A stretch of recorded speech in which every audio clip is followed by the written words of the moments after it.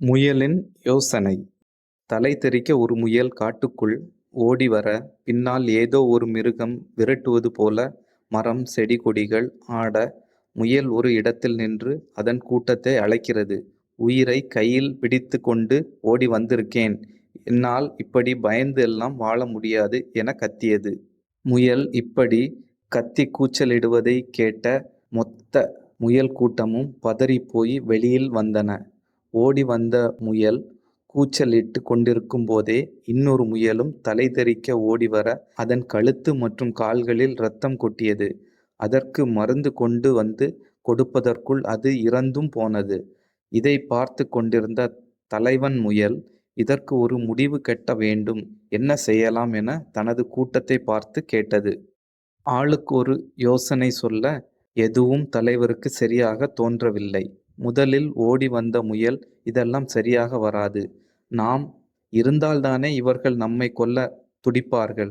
நாமும் உயிரை கையில் பிடித்து கொண்டு ஓட வேண்டாம் என சொல்ல, மற்ற முயல்களும், ஆமாம், நாம் ஏன் வாழ வேண்டும், மற்றவர்களுக்கு ஏன் இரையாக வேண்டும், தினம் தினம் உயிருக்காக ஏன் போராட வேண்டும், இதற்கு நாம் அனைவரும் இறப்பதே சிறந்த வழி என ஒன்றாக முடிவெடுக்க, தலைவரும் சரி என ஏற்றுக்கொள்கிறார்.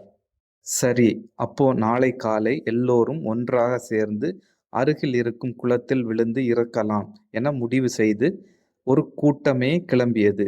குளத்தை நோக்கி வேகமாக படையெடுக்க, செடி கொடிகள் அசைய, அந்த இடமே பயங்கர சத்தத்துடன் அதிர ஆரம்பித்தது.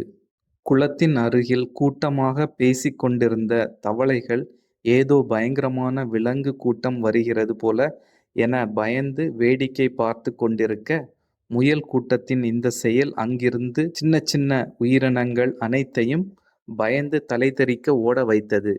கூட்டமாக பேசிக் கொண்டிருந்த தவளைகள் குளத்தில் வேகமாக குதிக்க ஆரம்பித்தன. இதனால் குளத்தில் இருந்த மீன்கள் வேகமாக ஆழமான இடத்திற்கு சென்றன. இதை பார்த்த முயல் கூட்டத்தின் தலைவன் ஒரு நிமிடம் அதிர்ச்சியானான்.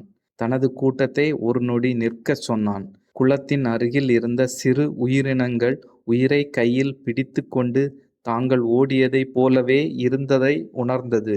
தனது கூட்டத்திடம், நாம் எந்த உயிருக்கும் இதுவரை பாதிப்பை ஏற்படுத்தியது இல்லை, ஆனாலும் அவை நம்மை பார்த்து பயப்பட ஆரம்பித்தன.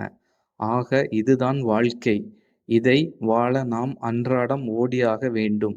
நாம் மட்டுமல்ல, இங்கு வாழும் அனைவருமே ஓடியாக வேண்டும். அப்படியென்றால் இருக்கும் இந்த நொடியை நாம் அனுபவித்து சந்தோஷமாக வாழ வேண்டும் என்று தலைவர் கூறியதும் முயல்கள் தாங்கள் தவறான முடிவை எடுத்தது புரிந்தது.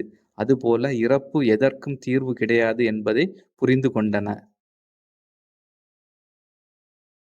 This video is sponsored by genreviews.online. Genreviews.online is one of the review portal site.